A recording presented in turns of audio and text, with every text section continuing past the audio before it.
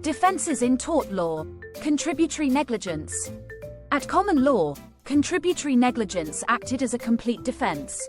However, under the law reform, Contributory Negligence, Act 1945, contributory negligence operates as a partial defense whereby the courts can apportion loss between the parties. This makes it a more attractive option to the courts rather than other defenses which can operate harshly and absolve a defendant of liability no matter how much at fault they may be. Consequently, the defenses of volenti non fit injuria and ex turpi causa are perhaps of less significance. Contributory negligence will often succeed where other defenses fail. For example, the case of Revel v. Newbury, where the intruder was shot by the defendant. The defense of ex turpi causa failed, but the damages were reduced by 2/3 under contributory negligence. Also, in Nettleship v. Weston, where a learner driver injured her instructor, the defense of volenti failed, but the damages were reduced by 50% under contributory negligence. Section 1(1) of the Law Reform, Contributory Negligence, Act 1945 provides that where a person suffers damage as a result partly of his own fault and partly the fault of another, a claim shall not be defeated by reason of the fault of the person suffering damage, but the damages recoverable shall be reduced to such extent as the court thinks just and equitable having regard to the claimant's share in the responsibility for the damage. Therefore, contributory negligence operates as a partial defense. At first instance in Pitts v. Hunt, the court used this section to find that the claimant was 100% contributory negligent. However, on appeal, this was held to be illogical and inconsistent with the wording of the Act, which requires the damage to be partly the fault of both parties. Requirements of contributory negligence. The burden of proof is on the defendant to demonstrate: 1. The claimant failed to take proper care in the circumstances for their own safety. 2. The failure to take care was a contributory cause of the damage suffered. 3. The damages recoverable shall be reduced to such extent as the court thinks just and equitable having regard to the claimant's share in the responsibility for the damage.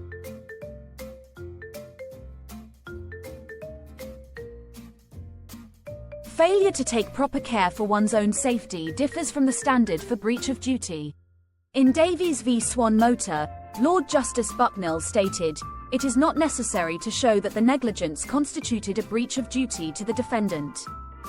It is sufficient to show lack of reasonable care by the plaintiff for his own safety. The standard is variable and all circumstances are taken into account.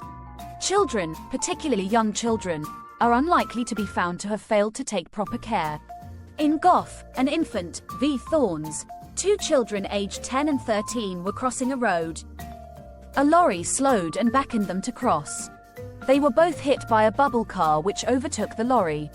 Lord Denning stated, "A very young child cannot be guilty of contributory negligence.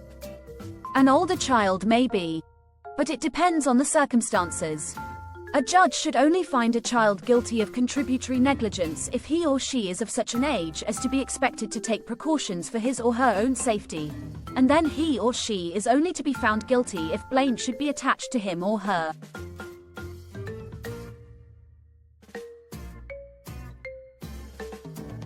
Note that the failure to take care must be a contributory cause to the damage suffered as opposed to the causing the incident that resulted in damage.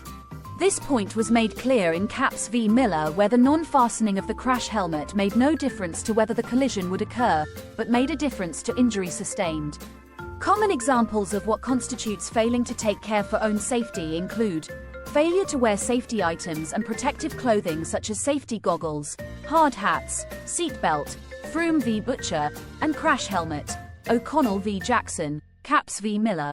It also covers exposing oneself to danger, such as the standing on the edge of a dust truck, Davies v. Swan Motors, standing on the tow bar of a trackscavator, Jones v. Livox Quarries, or intruding on the defendant's land, Revel v. Newbury. 3. The damages recoverable shall be reduced to such extent as the court thinks just and equitable having regard to the claimant's share in the responsibility for the damage.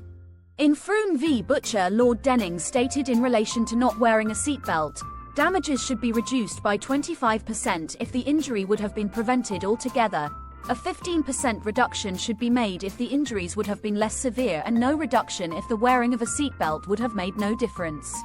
In Capps v. Miller, it was stated a reduction of 10% should be awarded for not fastening a crash helmet, and a 15% reduction should be made for not wearing a crash helmet at all. Contributory negligence can operate in three-party situations. The courts must, however, always assess the degree to which the claimant contributed to his own injury before assessing the responsibility of the tortfeasors. This was established in Fitzgerald v. Lane, where the claimant walked out at a Pelican crossing when the light was red. She was struck by 2 cars. The trial judge split the damages equally 3 ways, with each defendant paying 1/3. On appeal, the House of Lords substituted an apportionment of 50% to be divided between the defendants.